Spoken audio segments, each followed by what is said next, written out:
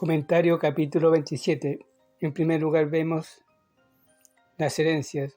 Cuando un hombre no tenía hijos para traspasar su herencia, la herencia se traspasaba al pariente más cercano, en este caso las hijas de Zelofead.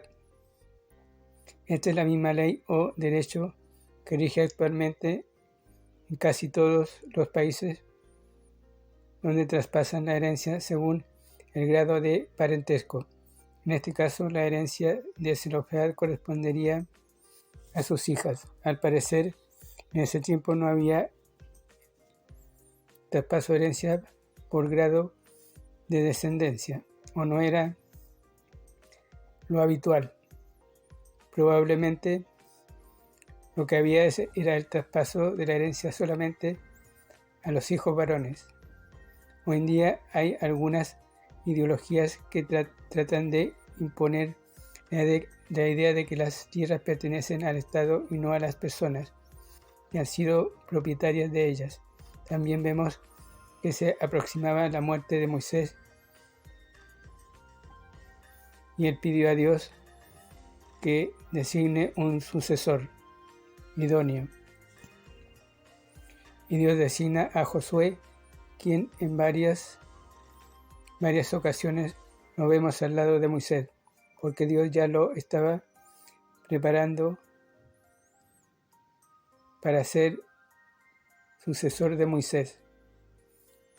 Además, ya vimos que Josué era hombre de guerra, lo que lo hacía idóneo para conquistar la tierra de Canaán, la tierra prometida. El tema de la herencia es un tema crucial en la Biblia. Para Abraham era importante tener un hijo para que fuese su heredero. Comparemos con Génesis 15:3. Dijo también Abraham: mira que no me has dado prole, y aquí que será mi heredero un esclavo nacido en mi casa. Sin un heredero Dios no podía haber cumplido sus promesas a Abraham. De hecho, toda la Biblia está basada en una herencia. Por eso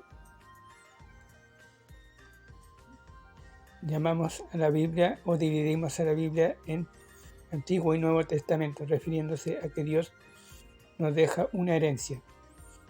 Este tema escasamente se habla en las iglesias, o quizás nunca, porque las iglesias tienden a espiritualizar la Biblia.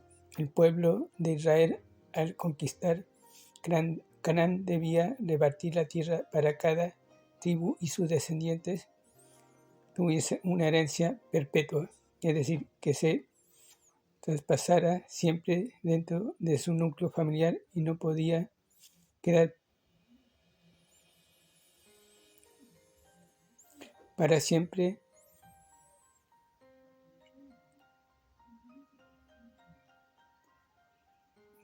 en posesión de otras tribus. Por eso se rescataba la herencia o volvía a su dueño original. Cuando el Nuevo Testamento habla de herencia o somos herederos, no se refiere a una herencia espiritual, ni tampoco a la herencia de la vida eterna. Se refiere a que heredamos la tierra. Dios nos dará herencia acá en la nueva tierra que Él creará para nosotros. Comparemos con Apocalipsis 21:1.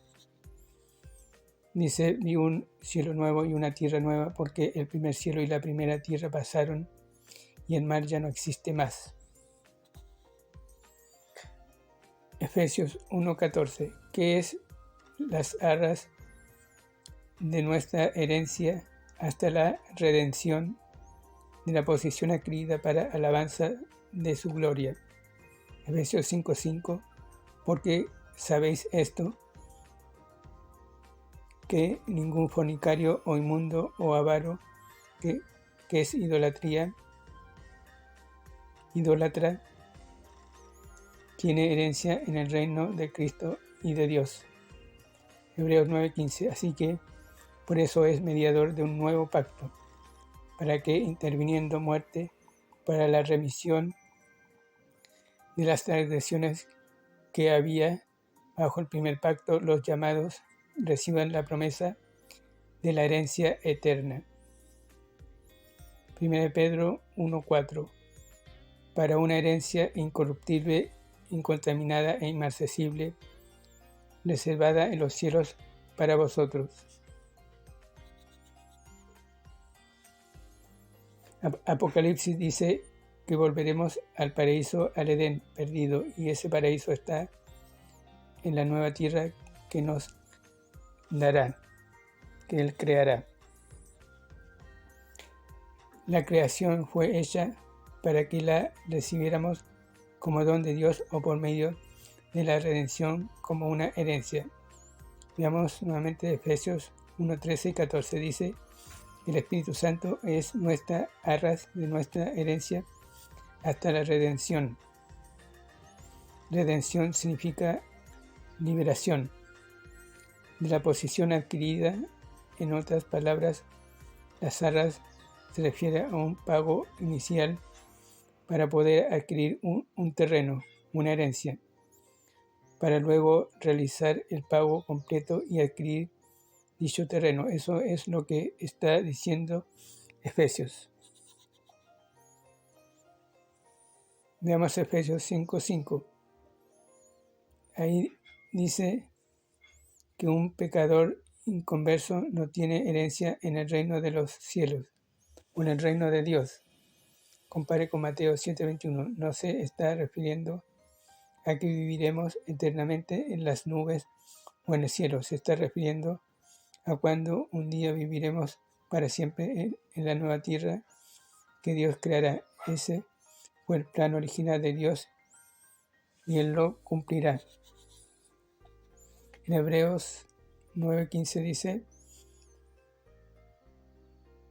ahí vemos que dice que recibiremos la promesa de la herencia eterna. No dice recibirán la vida eterna como herencia. Habla de una herencia eterna. Obviamente, para tener una herencia tenemos que tener vida eterna.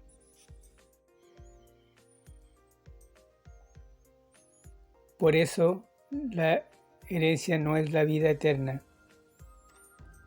Es una herencia que tendremos en la vida eterna. Esa herencia en la tierra que tendremos, en la nueva tierra que tendremos, obviamente en la vida eterna. 1 Pedro dice que esa herencia está reservada o guardada en los cielos. En primer lugar, no es una herencia que ya tenemos, sino que tendremos después de la muerte.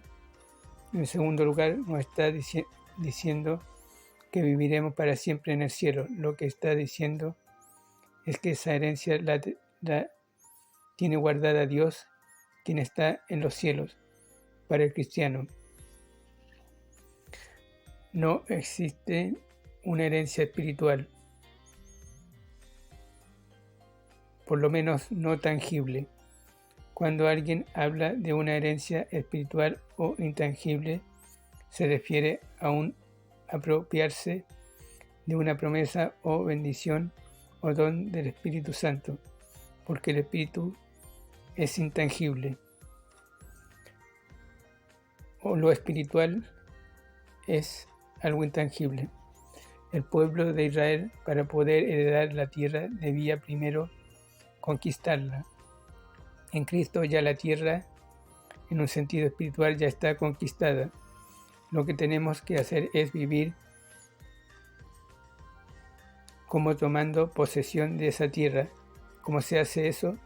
Viviendo, estando sometido a la guía del Espíritu Santo.